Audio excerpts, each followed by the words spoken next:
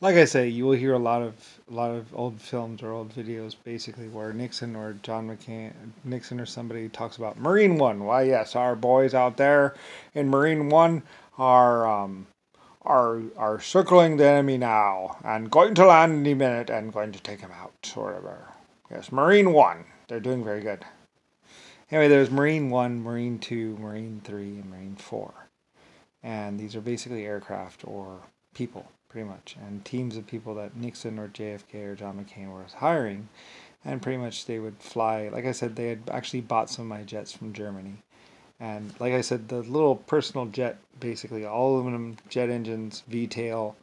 I think it's because there's something about it that I think it could fly faster, something like that. Something about it was because if you have the tail right behind the wings, the tail actually loses what's called, because the air is disturbed by the front wing, and as it goes to the back, unless going supersonic or high speed, basically, you can only have one wing surface. Basically, if you have another one behind it, there's too much turbulence or too much whatever, and basically, as you go approach supersonic speeds or high speed, basically, you can only have one wing. Once that one wing crosses that air, it's basically toast. It's non usable. It's basically, I think as it comes off, it'll start to like do whatever. Anyway, it's an air turbulence thing. So what we did is actually we created the V tail. So each thing actually has, it's in a clean airstream. And that's mostly what going supersonic, what you want to have is clean airstreams, basically. And then you get a nice effortless up to supersonic and back effect. The problem with the rocket ships and all that other stuff that they were doing was basically they built it like a normal aircraft with fatter wings. I might have told them to do that, but basically it was a normal aircraft. They literally just took an aircraft and scaled it down. When I was doing the other jets, when I was selling it from Germany or whatever, my aircraft engineers knew to just put the wing, or maybe I might have even just said that, just put it up or whatever. Anyway, I don't really know. I knew more different back then. I knew a lot more back then. So, and I was having professionals do it. And they just simply put it in a V tail, and basically it could go up to Mach and back. No problem. Very easy, especially with a thin whatever.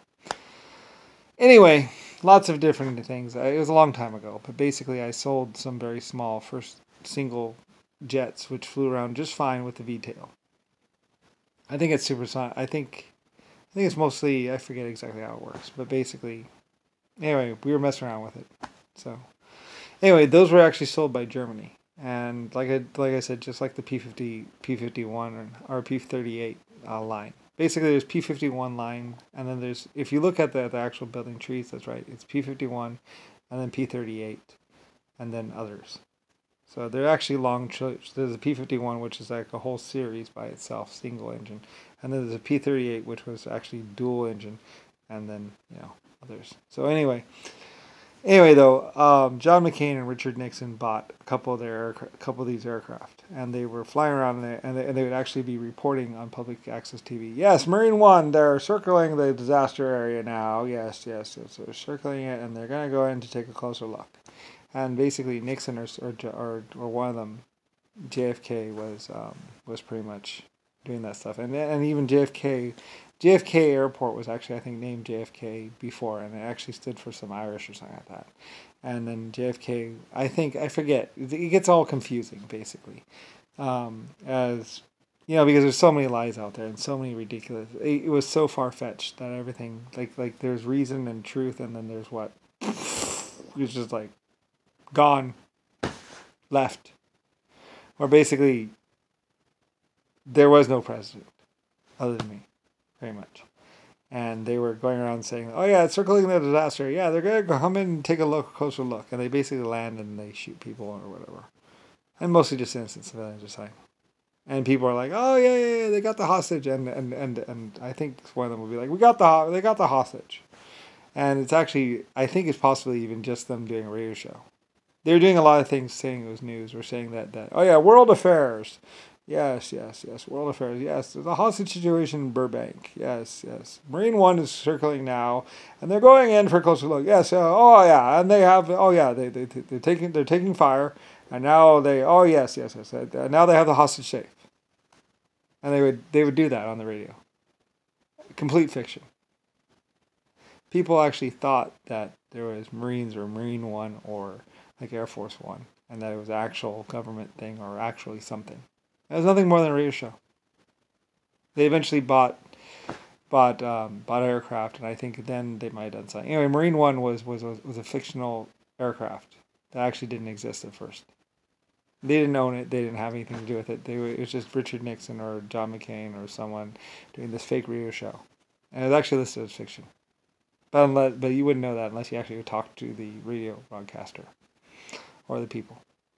They were supposed to say, "Oh yes, this is fiction," at the beginning of the radio show, but they didn't always. So some people, when they tuned into the radio show about Marine One, they actually thought Marine One Marine One was a radio show where you could tune in and you'd hear about the stories of Marine One, and they were supposed to be wartime stories, but they weren't real or true. And they actually started doing it as an actual real broadcast, like, oh yes, this is happening live. This is happening live. Yes, it's a hostage situation, blah, blah. And they believed that all this stuff was happening, and it wasn't. Anyway, I don't know why. So anyway, you have to look at the history. Anyway, it was all covered up, and it was all basically labeled as top secret national security. You'll notice that the Top Secret National Security Act, or what is considered not top secret national security, can be anything from the puppies that were killed in Burbank to pretty much the women that were raped in San Francisco to the hotel that was where the whole staff was executed to basically the car they bought last week.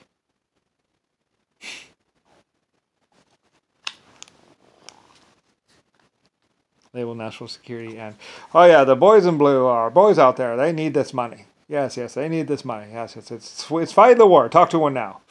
Yes. Oh yes, my bulletproof vest saved me. It saved my life. Blah blah blah. That's basically just that. That's all it was.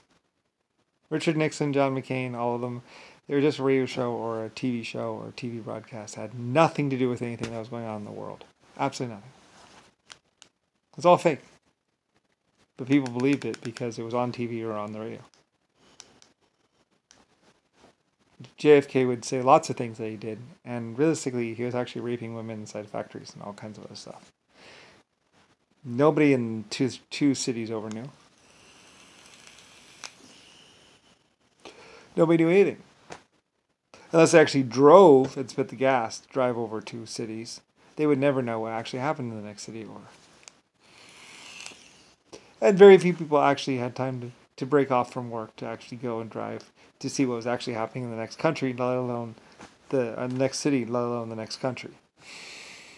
So there are all these radio shows where everything was fake and false. Like, yes, we're talking to the great sheik of Mendane, and yes, how are you today, great sheik, whatever.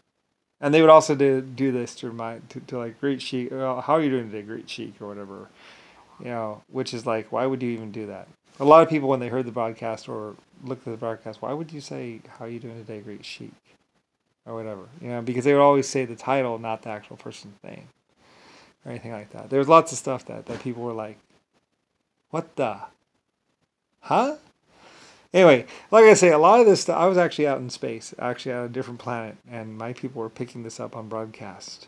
And a lot of other stuff. And this would lead to God's White Army and all kinds of other stuff.